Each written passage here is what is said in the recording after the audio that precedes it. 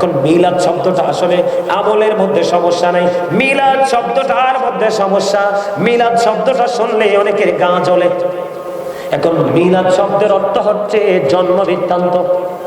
কি আমার রাসূলের কি আগমন হয় নাই? রাসূল আমাদের মাঝে আসছে না, আসছে না? তো কথাটা বললে কি হয়? আপনাদের কাছে খারাপ লাগে? রাসূল কি আসছে না? মিলাদ শব্দের অর্থ হচ্ছে জন্ম বৃত্তান্ত। এখন রাসূল না হলে তো আপনি আমি হতাম না, দুনিয়া হতো না, আসমান জমিন হতো না, চন্দ্র সূর্য হতো না। রাসূল কি বলেছে জানেন? রাসূল বলেছেন, I am from the light of Allah and everything has been created from my light. রাসূল বলেছেন, I am from the light of Allah, আমি আল্লাহর নূর থেকে, and everything has been created from my light. সৃষ্টির প্রত্যেকটা বস্তু আমি নবীর নূর মোবারক থেকে। এখন নূর বললেও তো আমার অনেক ভাইয়েরা রাগ করে ফেলে। কোথায় যাব বলেন তো? নূর হলো ইংলিশ শব্দ। কি বাংলাতে এটাকে বলা হয় আলো। কি নূর হলো আরবি শব্দ, নূর গ্লেজ। নূর হলো কি আরবি শব্দ, বাংলাতে এটাকে বলা হয় আলো, ইংলিশে এটাকে বলা হয় লাইট। আচ্ছা আপনারা বলেন, আমার নবী কি আলো নাকি অন্ধকার? ওমা, বুকে হাত দিয়ে জোরে বলতে পারেন না। যদি এগুলোকে স্বীকৃতি দিতে না পারেন, আপনার কিন্তু ইমানে ঘাটতি থাকবে। আপনি বলেন, আমার নবী আসার পরে পৃথিবী কি অন্ধকার হয়েছে না আলোকিত হয়েছে? তো আলো ভাষাগত পরিবর্তন। কি ভাষাগত কি পরিবর্তন? বাংলা ভাষায় আলো, আরবি ভাষায় নূর, ইংলিশ ভাষায় light. Thank you very much, absolutely right. তোমাদেরকে ধন্যবাদ না দিয়ে পাচ্ছি না। এখন রাসূল বলতেছেন, আমি আল্লাহর নূর থেকে, সৃষ্টির সব কিছু আমি নবীর নূর থেকে। আচ্ছা, যেই নবী না আসলে কিছুই হতো না, যে নবী না হলে আমি আপনি হতাম না, এত দামি এত পাওয়ারফুল নবী যিনি সৃষ্টির শ্রেষ্ঠ। মদিনাতুল মুনাওয়ারায় জাবের রাদিয়াল্লাহু তাআলা প্রশ্ন করলো, ইয়া রাসূলুল্লাহ, ইয়া হাবিবাল্লাহ, নবী গো, আল্লাহ রাব্বুল আলামিন সর্বপ্রথম কোন জিনিস সৃষ্টি করেছে? আমার রাসূল উত্তর দিয়ে দিলেন, জাবের রে, আল্লাহ রাব্বুল আলামিন সর্বপ্রথম তোমার রাসূলের নূর তৈরি করেছে।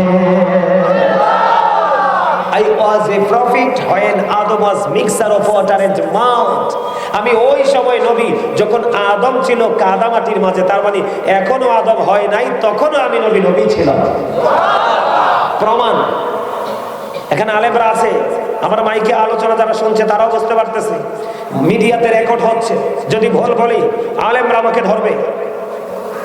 আল্লাহ রাব্বুল আলামিন রাসূলের ক্ষেত্রে বলেছেন, ওমা আরসালনাকা। আরসালনাকা শব্দের অর্থ হলো পাঠানো, সেন্ড করা। ওমা আরসালনাকা ইল্লা রাহমাতাল লিল আলামিন। আল্লাহ যেখানে রাসূল সম্পর্কে ওয়াজ করেছে, আরেক জায়গায় বলতেছে, ওমা আরসালনাকা ইল্লা কাফাতাল লিন-নাসি বাশীরান ওয়া নাযীরা। এখানে আল্লাহ আরসালনাকা, তার মানে রাসূলকে আল্লাহ পাঠাইছে। রাসূলকে কি করেছে? 570 খ্রিস্টাব্দের রবিউল আউয়াল চন্দ্র মাসের 12 তারিখ সোমবারেতে সুবহে সাদিকের সময়, দিনও না রাতও না, এই সময় রাসূলকে পৃথিবীতে আল্লাহ শুধু পাঠাইছে। সেদিন রাসূলের জন্ম হয়নি। যদি রাসূলের সেদিন জন্ম হতো, তাহলে আল্লাহ রাব্বুল আলামিন খলাকা শব্দ ব্যবহার করত। সুবহানাল্লাহ, কি চমৎকার না? যদি রাসূলের সেই দিনই জন্ম হতো, সেই দিনই যদি রাসূলকে আল্লাহ সেই দিনই যদি সৃষ্টি করত, তাহলে আল্লাহ রাব্বুল আলামিন আল্লাহ রাসূলের ক্ষেত্রে খলাকা শব্দ, সলাকা শব্দটা ব্যবহার করত। কিন্তু রাসূলের ক্ষেত্রে আল্লাহ রাব্বুল আলামিন খলাকা শব্দ ব্যবহার করেনি, আরসালনাকা শব্দ, তার মানে পাঠাইছে। তার মানে আল্লাহর কাছ থেকে আমাদেরকে, আমাদের নবীকে আমাদের কাছে আল্লাহ পাঠিয়েছে। সুবহানাল্লাহ।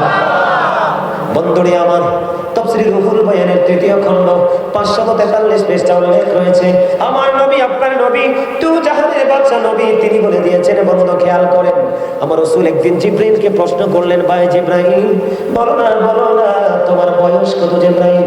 এবারে জিবরাইল একটা ডাক দিয়ে বললেন, ইয়া রাসূলুল্লাহ, ইয়া হাবিবাল্লাহ, নবী গো, আমার বয়স কত আমি বলতে পারবো না, আমার জীবনের একটা ঘটনা আমি আপনাকে বলে দিতে পারবো। এবার রাসূল বললেন, জিবরাইল বলো বলো বলো বলো রে। এবার জিবরাইল একটা ডাক দিয়ে বললেন, ইয়া রাসূলুল্লাহ, ইয়া হাবিবাল্লাহ নবী গো, আমি চতুর্থ আসমান মতান্তরে সপ্তম আসমানের উপরে একটা তারা উদিত অবস্থায় দেখেছি ৭০,০০০ বছর। ইয়া রাসূলুল্লাহ, এই তারকা যখন আবার অস্ত যেত, অস্তমিত অবস্থায় দেখেছে ৭০,০০০ বছর। আমি এই ঘটনাটা আমার জীবনে ৭২,০০০ বার দেখেছি।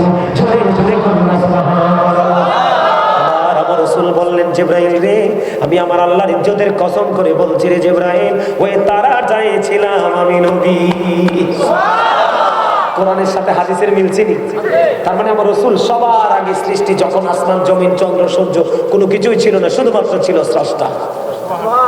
স্রষ্টা মানে কি? আল্লাহ। আর জোরে কন্যা সুবহানাল্লাহ। এখন সেই রাসূলকে আল্লাহ পাঠাইছে, এই রাসূলকে পেয়ে কি আমরা একটু আনন্দ করতে পারি না? খুশি করতে পারি না? এখন আমরা এই রাসূলের আগমনের দিন খুশি হয়ে কি করব? নাচ করব, ডান্স করব, ব্যান্ড পার্টি করব, নর্তকীদেরকে নাচাবো, মদের আসর বসাবো, তো কি করব? ইবাদত করব, তাই না? কি করব? আপনারা আমার ওয়াজ কি বেরিয়ে ঢুকাচ্ছেন? আমি আবারও বলছি, এটা প্রফেশনাল টিচিং প্রফেশন, এটা একটা ক্লাস। আপনারা সবাই আজকে আমার কাছে আমার স্টুডেন্ট। আমি আপনাদেরকে শিখাতে এসেছি, বোঝাতে এসেছি। কারণ আপনার আমার ঈমানকে আগে মজবুত করতে হবে। খবরদার, সাবধান, রাসূল চিনে যদি কবরে যেতে না পারেন, আপনি যতই দামি হন, আপনার কবর থেকে আপনার ওই ফিউচার পর্যন্ত ধ্বংসের দিকে চলে যাবে। নাউজুবিল্লাহ বলেন না? আরো জোরে বলেন না? আমরা রাসূলের আগমনের দিন কি করব? আল্লাহ কোরআনে কি বলছে বলবো? قل بفضل الله وبرحمته فبذلك فليفرحوا هو خير مما يجمعون।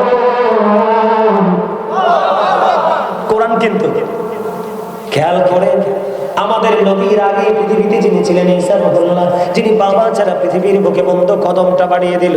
ঈসা রুহুল্লাহ যখন পৃথিবীর বুকে কদম বাড়িয়ে দিল, ঈসা নবীকে নবী মানতে নারাজ ওনার কওমের লোকেরা। ঈসা নবীকে ডাক দিয়ে বলল, আপনি যদি নবী হয়ে থাকেন, স্বর্গ থেকে খাবার এনে দেখান। বন্ধু চাইতে দেরি, আসমান থেকে স্বর্গীয় খাবার চলে আসলো। বিশাল একটা খাঁচা চলে আসলো, এটার মধ্যে গোশত ছিল, রুটি ছিল, ভুনা মাছ ছিল, খুরমা ছিল, অনেক কিছু ছিল। বন্ধু, আল্লাহ রাব্বুল আলামিন জানিয়ে দিয়েছে, ঈসা রুহুল্লাহ স্বর্গীয় খাবার চেয়েছে, আমি খাবার দিয়েছি। ও আখির নবীর উম্মত রে, আমি তোমাদের জন্য পাঠিয়ে দিলাম সিরাজুম মুনীরা, উজ্জ্বল প্রদীপ। আল্লাহ বলেছেন, তোমাদের জন্য পাঠিয়ে দিলাম নূরুম মুবিন, সুস্পষ্ট আলো। আল্লাহ গো, সে আলোকে আমরা কি করব? খেয়াল করেন, বিরক্ত হন। আল্লাহ বলতে আল্লাহ আপনি বলবেন, আল্লাহ গো, সেই আলোকে আমি কি করব? আল্লাহ বললেন, ফালিয়াফরাহু, তোমরা আনন্দ উৎসব করব। হুজুর, এই আনন্দ করলে লাভটা হবে কি? আল্লাহ বললেন, হুয়া খায়রুম মিম্মা ইয়াজমাউন। আল্লাহ বলেছেন, এটা তোমাদের পুঁজি করা সম্পদ চাইতে অনেক দামি। সুবহানাল্লাহ বলেন না? আমার দিকে তাকান।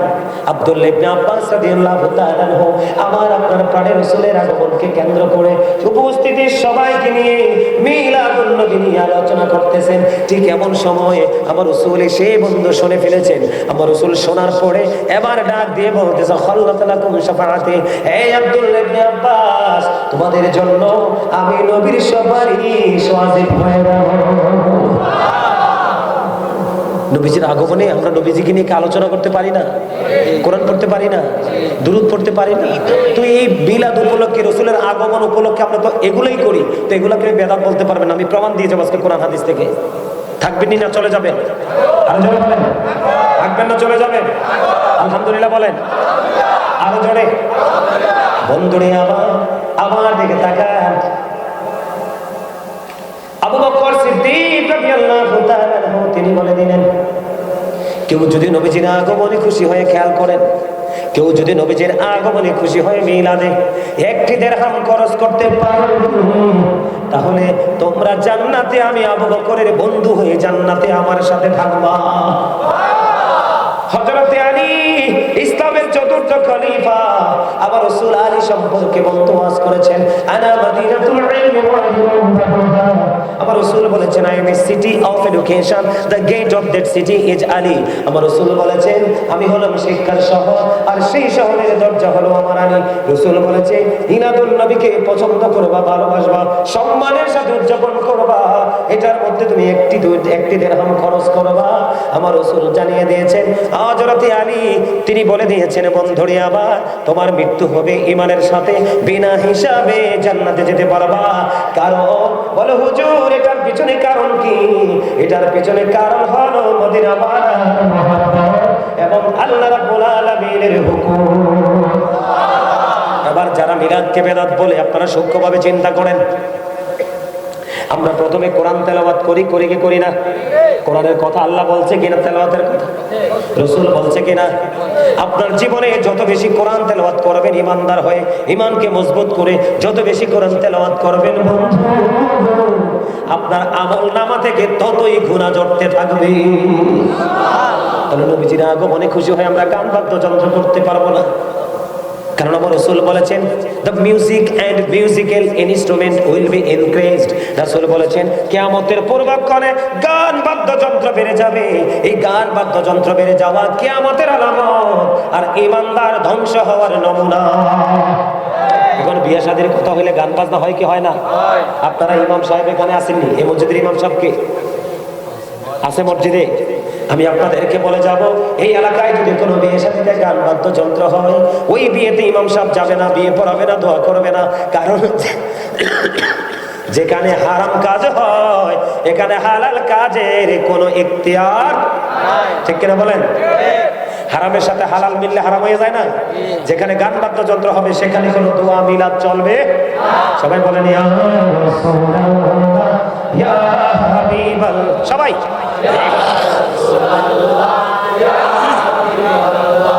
ইয়া রাসূলুল্লাহ ইয়া হাবিবাল্লাহ ইয়া রাসূলুল্লাহ ইয়া হাবিবাল্লাহ। মাশাআল্লাহ, থ্যাংক ইউ, আলহামদুলিল্লাহ বলেন। আমাদের সব ধরনের দুরূদের সম্পর্কে দারুণ অভিজ্ঞতা, দারুণ আইডিয়া। আপনার এখানকার মানুষ সত্যিকারের প্রেমিক। এর লেগে তো মুরব্বী দেখে খুশি হই। আমি যেই কোনো মাহফিলে যাই মুরব্বী দেখলে বেশি খুশি হই, কারণ মুরব্বীদের মধ্যে কোনো ভেদাভেদ নাই। ইদানিং করেন না কেন?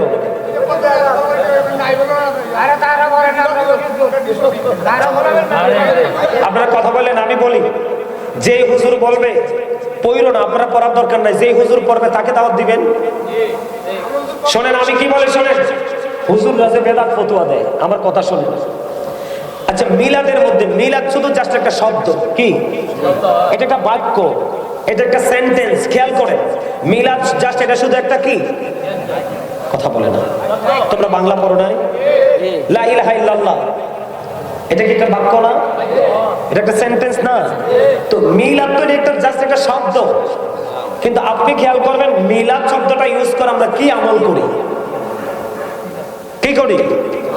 মিলাদ শব্দটাকে আমরা ইউজ করে আমরা কি করি? আমল করি না? তো যে বলবে এগুলো করা যাবে না, আপনি তার কাছে যাবেন না, তাকে নেবেন না। আচ্ছা, মিলাদ পড়ানো যদি বেদাত হয়, কারো ঘরে গিয়া যদি দোয়া জিকির মিলাদ এগুলো পড়া যদি বেদাত হয়, তাহলে সাহেবে দাওয়াতের ঘরে গিয়া খাওয়াটা কেমনে জায়েজ হয়?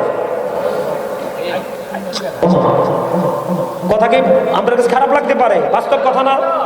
আমি আপনার ঘরে গিয়ে জিকির করতে পারবো না, মিলাদ পড়তে পারবো না, কিন্তু আপনার ঘরে গিয়ে খাইতে পারবো। এটা কোন কিতাবে আছে? ওই দিন ছোট ভাই কথা শোনো, ওই দিন শোনেন, ওই দিন গত পরশু দিনে নদীর ওই পার একটা মাহফিলে গেলাম। এক ভদ্রলোক অত্যন্ত দুঃখ নিয়ে বলতেছে, আমি হুজুরকে বললাম আমার ঘরে একটু এসে মিলাদ পড়তে, মিলাদ নাই। খেয়াল করে তো কি করলো, কয় হুজুর বিশ্বাস করে যে সর্বোচ্চ মনে হয় 5 মিনিট হবে না, ফাতিহা পড়লো, ইখলাস পড়লো, ছোট্ট করে একটা মুনাজাত দিল। হুজুর বিশ্বাস করেন এত কষ্ট পাইছি। হ্যাঁ, দোয়া পড়লো 5 মিনিট লাগাই, আধা ঘন্টার উপরে লাগছে শুধু তার খাবারটা খাইতে। আপনারা বলেন, আপনারা হাসেন, আমি লজ্জা পাইছি সত্যি কথা যেটা, কারণ আমিও তো একজন আলেম। আমার মধ্যে একজন আলেমের মধ্যে আকীদার ভিন্নতা থাকতে পারে, যে কোনো বিষয় দ্বিমত থাকতে পারে, কিন্তু একজনকে ছোট করলে তো আরেকজন খুশি হয় না। কথা বলেন না, ঠিক আছে কিনা? হুজুর যে একটা কষ্ট পাইছি, কত আয়োজন করছি, এ দোয়া করলো 2-4 মিনিট, হুজুর খানা খাইলো আধা ঘন্টার উপরে লাগে, আপনি কত কেমন না লাগে? নাউজুবিল্লাহ বলেন না? আপনারা বলেন দাদু ভাই, আপনারা বলেছেন যে আগে দুরুদগুলো পড়তাম, আমাদের মধ্যে প্রেম ছিল, মসজিদে যাইতাম, মিষ্টি খেতাম। আচ্ছা আরেকটা কথা মনে হচ্ছে, কইলে তেমনি। আচ্ছা মিলাদ পড়ার পরে মসজিদে কি খাওয়ানো হয়? মিষ্টি। আচ্ছা মিষ্টি খাওয়া কি হারাম? মিষ্টি খাওয়া কি নাজায়েজ? হ্যাঁ, কই এটাও বলে বেদাত। আবার সুযোগ পাইলে যারা বেদাত করে তারা আবার পিছন দিয়ে যে প্যাকেট 2-3টা নিয়ে চলে আসে, আছে না নাই? আরো জোরে। তো এই জন্য আপনাদেরকে বলছি জাগ্রত হতে হবে। এদিকে তাকান, আমরা যদি গজব থেকে বাঁচতে চাই, আল্লাহর রহমত যদি আমরা পেতে চাই, তাহলে সত্যিকারের যোগ্য দক্ষ এলেম যার সিনায় আছে, সত্যিকারের এলেম, ওই সমস্ত আলেমের পিছনে নামাজ পড়বেন। তখন আপনার মধ্যে, আপনার সমাজে কোনো আলেম আইসা আর আপনার কোনো ভুল ধরতে পারবে না। কারণ প্রত্যেকটা জুমায় সময় সময় আপনার মসজিদের ইমাম সাহেব সময় সাপেক্ষে আলোচনা করে করে বিষয়ভিত্তিক আপনাদের সবাইকে পরিপূর্ণ করে দিতে পারবে। এখন হুজুরি তো জানেন, আপনাদেরকে জানাবে কোথা থেকে? আর এখানে আপনাদেরও দোষ আছে। আপনারা কিন্তু দুনিয়া সব চলে, ইমাম সাহেবের হাতিয়া চলে না। ইমাম সাহেবের হাতিয়া দিতে হইলে 8টা 10টা 20টা মিটিং করা লাগে। এরপরও ঠিক মতো হুজুরের হাতিয়া সেটা তো ভালো মানের আলেম পাইবেন কই? আর আমরা মানুষকে সময় দিতে পারি না। কি কয়দিন আগে এক ভদ্রলোক বলতেছে, হুজুর আপনাকে আমরা 20,000 টাকা হাতিয়ে দেবো 4টা জুমা পড়াই যাবো। আমি বলছি আই এম রিয়েলি সরি, আমি অনেক বিজি মানুষ, আমার পক্ষে সম্ভব না। আমার দরকার বাসা থেকে বের হয়ে 2 কেক দিয়ে যে একটা জুমা পড়াবো, আল্লাহ মিলাইছে একদম বাসার কাছে, সর্বোচ্চ গাড়ি টান দিলে 5 মিনিট, শহরে সিটিতেই। আমার কথাই কি আপনাদের ব্রেনে ঢুকে? আমি কি বাস্তবতা তুলে ধরছি? দেখেন, আমি আপনাদেরকে প্র্যাকটিক্যালি বোঝাচ্ছি। এখন যে আলেমরা, তাদের মধ্যে সত্যিকারের কোরআন হাদিসের এলেম নাই, আর যদিও থাকে তারা নবীর দুশমন। আমাদেরকে দেখান, তারা বেদাত বলতে বলতে বাচ্চাদেরকে, বিশেষ করে আমাদের বাচ্চাগুলোকে ধ্বংস করে দিচ্ছে। আপনারা দেখবেন আমাদের ছেলেরা এখন নামাজে যায় না, সহজে মাহফিলে যায় না, কোনো পবিত্র কাজে ছেলেদেরকে খুঁজে পাওয়া যায় না। তার কারণ কি? তাদেরকে এখনকার যে ইমাম সাহেবরা আছে, আমাদের মতো আলেমরা আছে, আমরা তাদের দায়িত্ব নিতে চাই না। আমাদের কথা হলো আমরা টাইম পাস করবো, মাস শেষে বেতন নিব, খাবো, শেষ। আপনারা আগে যে দুরূদ পড়ছেন সেই সময় দুনিয়াটা ভালো ছিল। এখন এত হাজার হাজার মোল্লা, জাল মারলে জালেও জায়গা হবে না, এত মোল্লা। কিন্তু গজবও এত বেশি নামছে, যেটা কয়েকটা জাল মারলেও শেষ নাই। ঠিক কিনা বলেন? তাহলে এটার জন্য দায় নিতে হবে কাকে? আলেমদেরকে। আপনাদেরকে আমি সাবধান করে যাই, রাসূল বলেছেন কিয়ামতের পূর্বক্ষণে পৃথিবীতে তোমরা এমন কিছু আলেম দেখতে পাবে, সুবিধাবাদী। কি বাদী? যেদিকে বৃষ্টি সেদিকে ছাতা। নাউজুবিল্লাহ বলেন। তাদের মধ্যে কোরআন হাদিসের ইলম থাকবে না, তারা মন গড়া ফতোয়া দিতে থাকবে, আর সাধারণ মানুষ এক একজনের ফতোয়া শুনে শুনে পথভ্রষ্ট হবে। বর্তমানে তাই শুরু হয়ে গেছে। নাউজুবিল্লাহ বলেন। আর জোরে।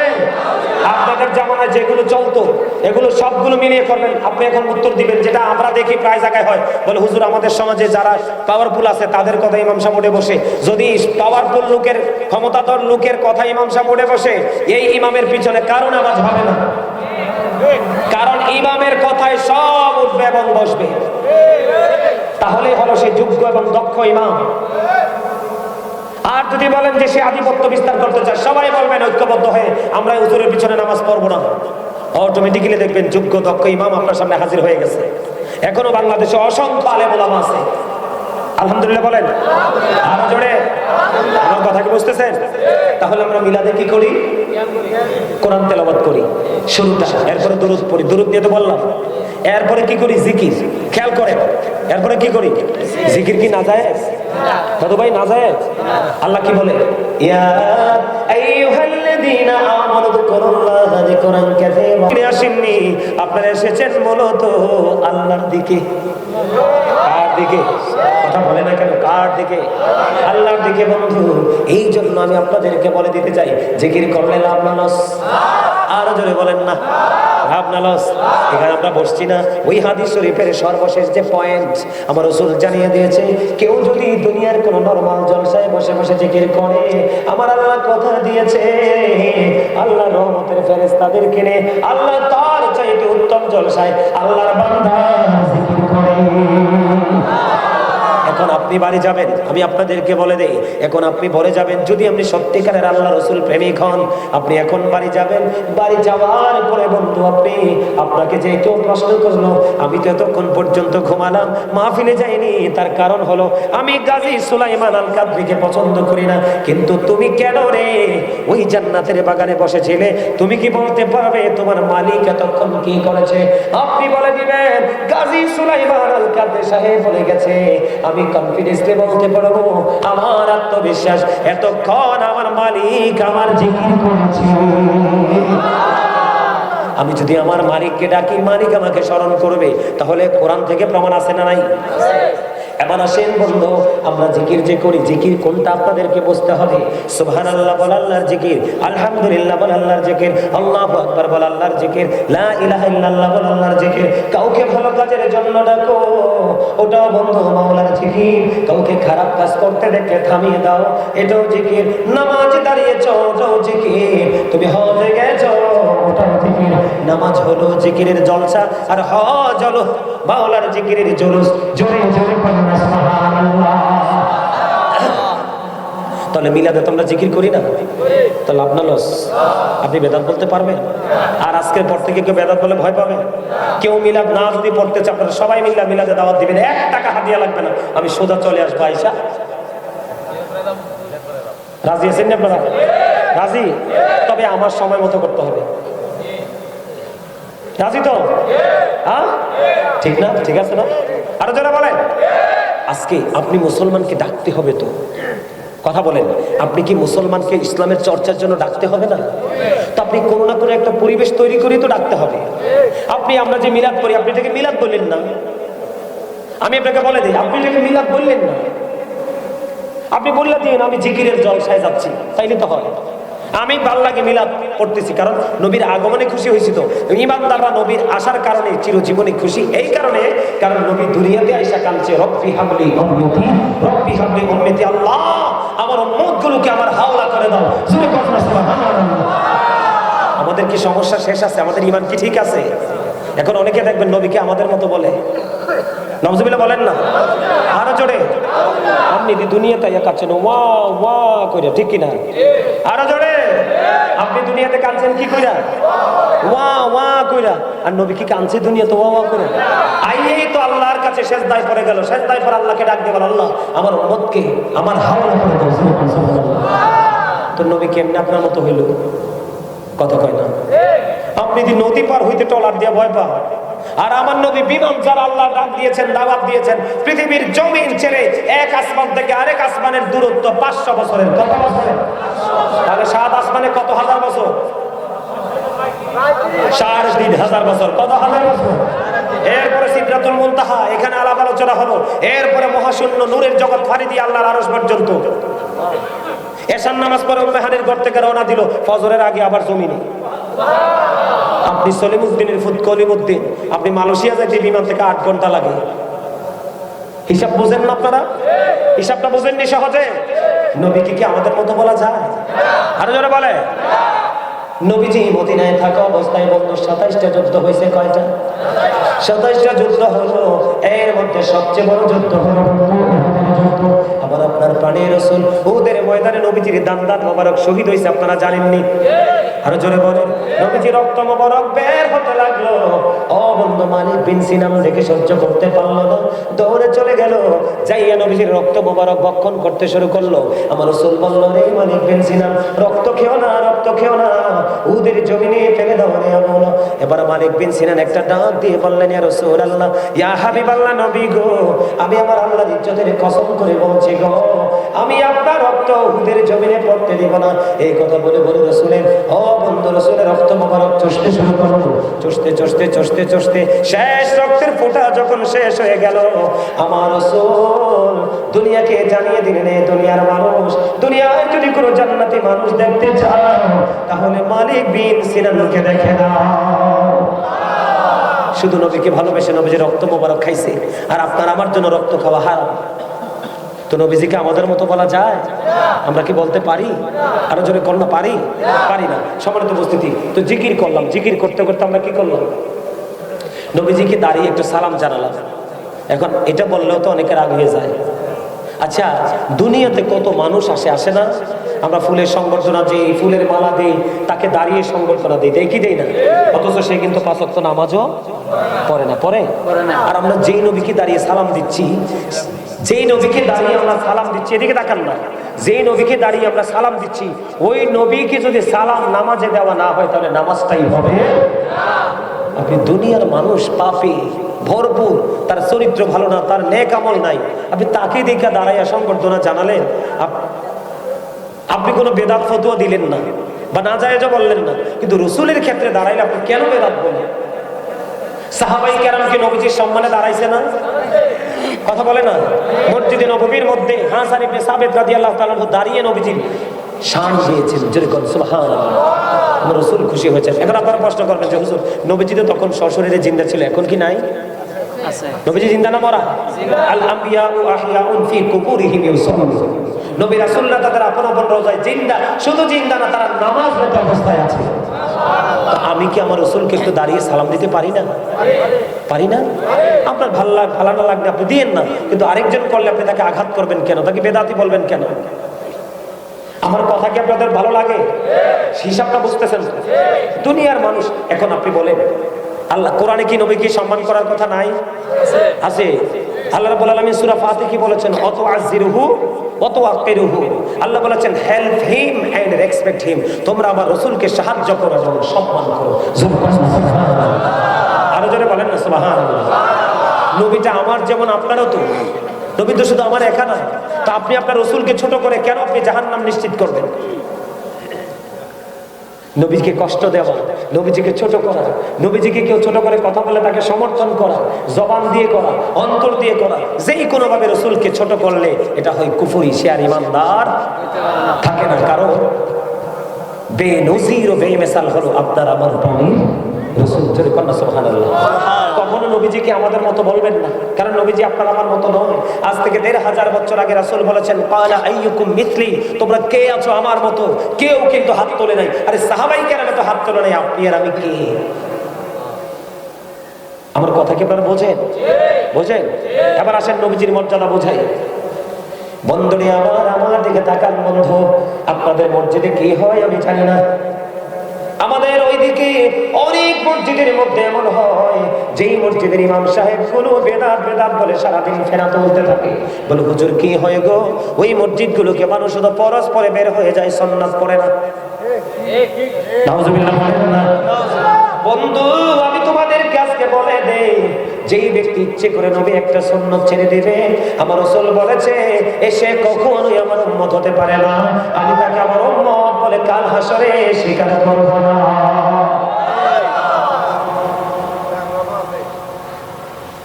আপনারা দেখেন এখন কিন্তু সুন্নাত নামাজ ম্যাক্সিমাম লোক পড়ে না।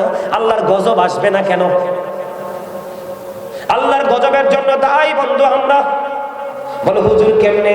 আল্লাহ সূরা ইউনূসের 44 নম্বর আয়াতে আল্লাহ বলেছেন, ইন্নাল্লাহা লা ইয়াজলিমুন নাসা শাইয়্যান ওয়ালাকিন্নান নাসা আনফুসাহুম ইয়াজলিমুন। আল্লাহ বলেছেন আল্লাহ বান্দার উপর জুলুম করে না, অত্যাচার করে না, বান্দা নিজে নিজের উপর অত্যাচার করে। আল্লাহ বলেছেন আল্লাহু লা ইউহিব্বুজ জালিমিন, যারা অত্যাচারী আল্লাহ তাদেরকে পছন্দ করে না, ভালোবাসে না। আল্লাহ বলেছেন ওয়ামালিজ জালিমিনা মিন আনসার, জালেম যখন বিপদে পড়ে যাবে, অত্যাচারী যখন বিপদে পড়ে যাবে, আল্লাহ বলেছেন আল্লাহ তাদের জন্য কোনো সাহায্যকারী রাখে না। বড় দুঃখজনক খবর হলো বন্ধু, আল্লাহ বলেছেন এই দুনিয়ায় তুমি ঘুষ টুস দিয়ে পার হয়ে যেতে পারো, বড় কোনো লোকের মাধ্যমে টেলিফোন দিয়ে তুমি পায়ের পায়ে যেতে পারো। আল্লাহ বলেছেন ওখানে তোমার পার পাওয়ার কোনো সুযোগ নাই। বলে হুজুর কেন গো? আল্লাহ বলেছেন লা ইয়ামুতু, people will not die that day, সেদিন মানুষগুলো মরতে পারবে না। আল্লাহ বলেছেন ফিহা ওয়ালা ইয়াহইয়া, people will not be able to live that day, সেদিন মানুষগুলো বাঁচতেও পারবে না। জোরে জোরে করুন আল্লাহু আকবার। আল্লাহ বলেছেন আল্লাহ বলেছেন people will not be able to escape that day, সেদিন মানুষগুলো সেখান থেকে পালাইতে পারবে না। ওরে পিপুয়ার মানুষ, এখন সময় আছে, হক্কানি আলেমের সাথে প্রেমের ডুরি লাগাও। সুন্দর সুন্দর কথা বললেই তাকে হক্কানি মনে করবা না, দামি দামি জামা পরে রাখলেই তাকে তুমি তাকে আপন মনে করবা না, হক মনে করবা না। তুমি তাকে যাচাই করতে হলে, বর্তমানে হক্কানি আলেম যাচাই করতে হলে আপনি শুরুতে দেখবেন এখন আলেমের মধ্যে আল্লাহর ওলিদের প্রতি প্রেম আছে কিনা। যার সিনায় আল্লাহর ওলিদের প্রতি ভালোবাসা আছে এই যুগে হক্কানি আলেম চিনার উপায়, তারাই হলো হক্কানি আলেম। যারা আল্লাহর ওলিদের মাজার ভাঙে তারা কখনোই হক্কানি আল্লাহর ওলি হতে পারে না। হিসাব কি বুঝে আসছে আপনাদের? আরো জোরে বলেন, বুঝতে পারছেন? বন্ধুরে আমার, আমি আপনাদেরকে বন্ধু বলে দিতে চাই, হৃদয়ে জানালা করে বন্ধু শুনে নেন। এখনো সময় আছে, হক্কানি আলেমদের সাথে তুমি প্রেমের ডুরি লাগাইয়া দাও।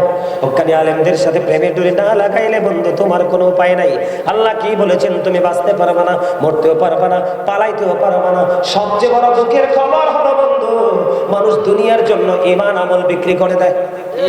কথা কয় না কেন? দুইটা টাকা পাইলে, একটু সুবিধা পাইলে বন্ধু সে স্থান পরিবর্তন করে। অপিপুয়ের মানুষ, আমার আল্লাহ কোরআন শরীফের 19 পারা সূরা শুআরা 88 নম্বর আয়াতে বলে দিয়েছেন, ইয়াউমা লা ইয়ানফাউ মালু ওয়ালা বানুন। আবার আল্লাহ বলে দিয়েছেন, ওই কাল হাসরের দিন আপনার ধন সম্পদ সন্তান সন্ততি একটাও কোনো কাজে আসবে না। নাউজুবিল্লাহ বলবেন না? আজকে মানুষ সন্তানের জন্য, অর্থের জন্য মানুষ বন্ধুত্ব মাইরা ফেলায়। আমাদের বাংলাদেশে সম্প্রতিকালে দেখছেন না, মানুষ মারতেছে না শুধু কিসের জন্য? শুধু চেয়ারের জন্য, ক্ষমতার জন্য, দুনিয়ার জন্য।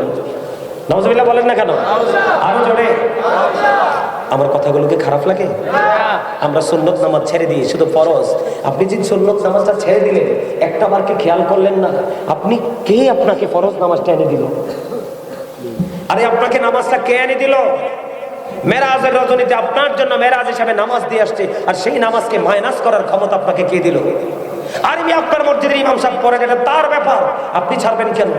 আপনার মসজিদের ইমাম সাহেব যে মহাজ্ঞানী, এটাকে আপনি বলতে পারবেন? আমার মসজিদের ইমাম সাহেব যে মহাজ্ঞানী, এটাকে আমি বলতে পারবো? হিসাব বুঝেন না আপনারা? আমার কথা বুঝেন না? ইমাম হইলেই সে মহাজ্ঞানী নয়, ঠিক কিনা বলেন? আমার দিকে দেখান, সুন্নত নামাজের কত ফরজ ফজিলত। 5 ওয়াক্ত নামাজের মধ্যে 12 রাকাত সুন্নাত আছে। কত রাকাত? বন্ধু ওয়াজ মুখস্থ করে নেন।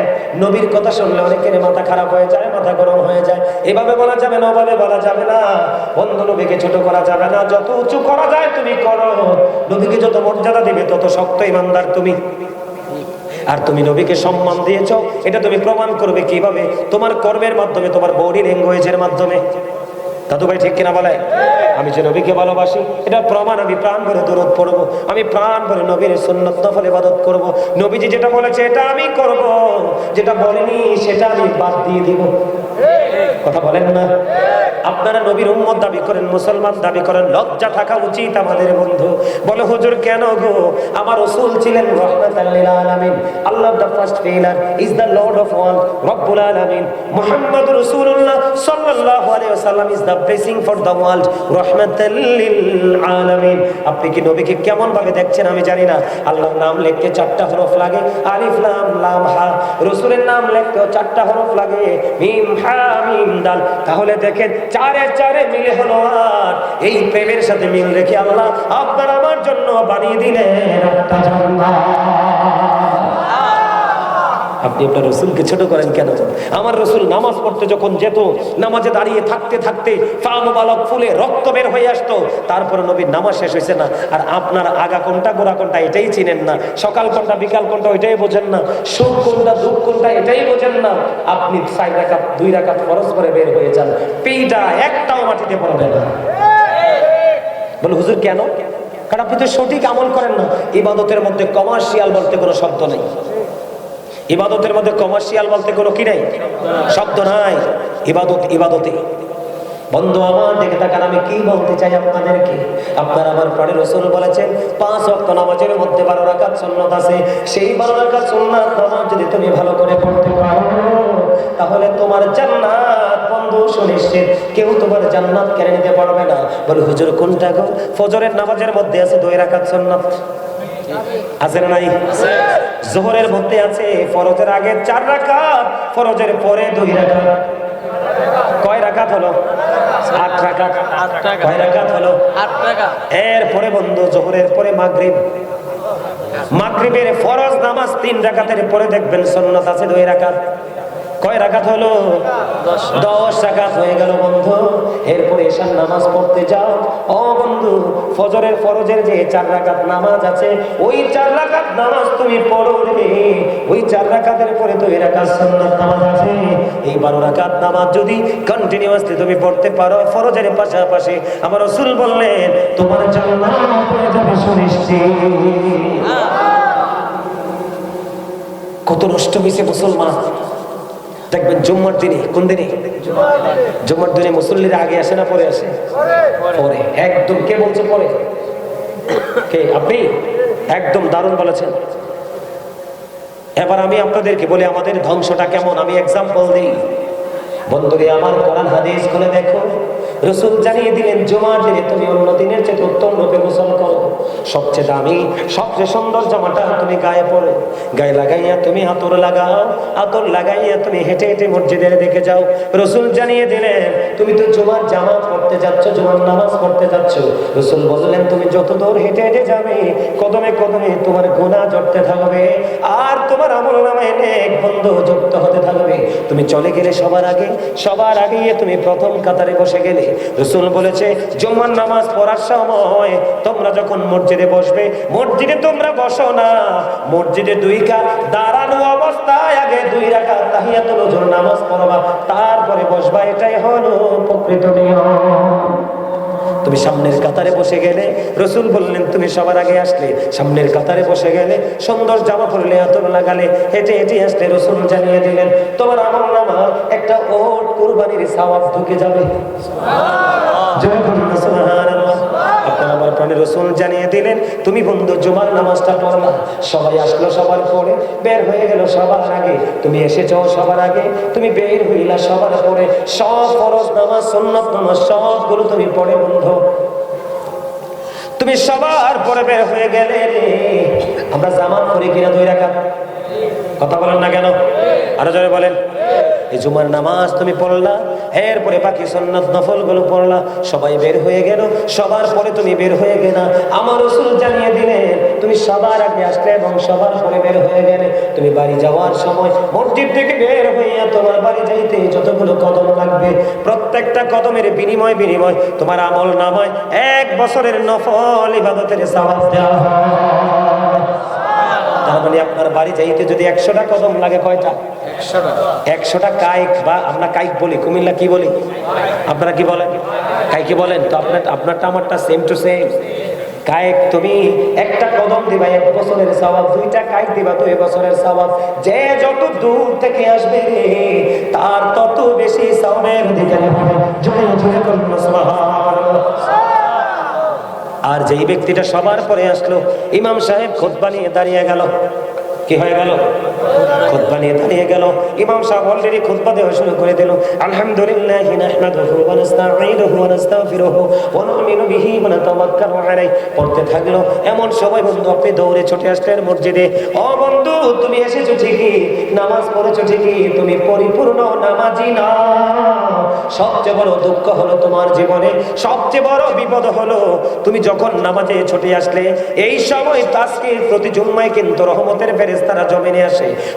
প্রথম যে আসে তার নাম্বার 1, দ্বিতীয়বার যিনি আসে তার হলো 2, এমনি করে করে করে করে বন্ধু তারা হাজিরা ডাকে। কিন্তু যখন ইমাম সাহেব খুতবা দেওয়ার জন্য দাঁড়িয়ে যায়, ওই সময় যে মুসল্লিরা আসে রে, তারা নামাজি ঠিকই বন্ধু, তারা নামাজি ঠিকই, কিন্তু বন্ধু তাদের নামটাই হাজিরা খাতার মধ্যে ওঠে না। যারা পরে আসে তারা লস, যারা আগে আসছে তাদের অনেক বেশি লাভ, চতুর্দিকে লাভ। আপনি যে হুজুরের জন্য এসে বসে রয়েছেন, এই বসে থাকার কারণে আপনার আমল নামা নামাজের সওয়াব দেওয়া হবে। এই সুযোগ কি কেউ হাতছাড়া করে? কথা বলেন না, করে? আমরা কি করবো? করবো না। সম্মানিত উপস্থিতি, আলোচনা লম্বা করা যাবে, তাবারুক আছে, একদম ভালো কাজ করছেন, ঠিক আছে একদম। এটা হচ্ছে ইমানি পরীক্ষা। তাবারুক ছাড়া মাহফিল মানি পরীক্ষার হল। কথা বলে না কেন? যদি তাবারুক থাকতো, আপনারা যারা এতক্ষণ ওয়াজ শুনছেন তারা কোনো দামে থাকলো নইলে মারামারি শুরু হয়ে গেল। কথা কয় না কেন? আরো জোরে। তাহলে আমরা ইমানকে মজবুত করব, যোগ্য দক্ষ আলেমের আলোচনা শুনবো, তার সাথে সম্পর্ক করবো। আমাদেরকে দেখাবে শুধু এই সুন্নাত নামাজগুলো না, মাগরিবের পরে 6 রাকাত তাওয়াবির নামাজ আছে, এদিক তাকান। মাগরিবের নামাজ পড়ে কোনো কথা বলবেন না, প্রয়োজন হলে বলতে পারবেন, রাসূল বলেছে। প্রয়োজন নাই তো বলবেন না, সোজা তাওয়াবির নামাজ পড়ে দিবেন 6 রাকাত। একদিন যদি আদবের সাথে রাসূল যেভাবে বলেছে সেভাবে তাওয়াবির নামাজ পড়তে পারেন, আপনার আমল নামায় 12 বছরের নফল ইবাদতের সওয়াব থাকবে। সুবহানাল্লাহ। এই নামাজ কি আর এখন আছে?